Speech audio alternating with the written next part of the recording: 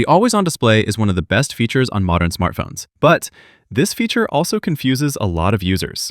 When I lock my phone with the always-on display, it doesn't go completely dark.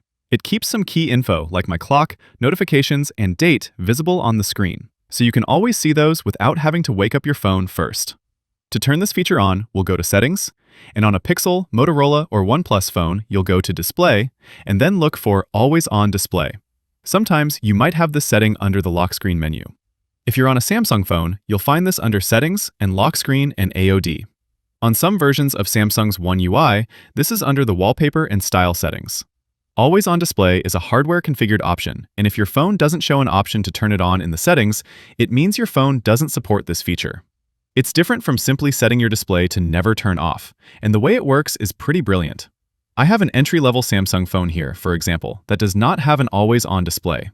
With these cheaper phones, no matter how much or how little info you're viewing on the screen, the phone needs to turn on a massive backlight behind the entire display. Even if the screen was fully black with only the clock showing, the phone would need to light up the entire display. The phone on the left, on the other hand, has an OLED display, meaning it can turn individual pixels on and off. So when I'm on the lock screen like this, it keeps most of the pixels turned off and only lights up the ones that are needed to display the clock and other key info.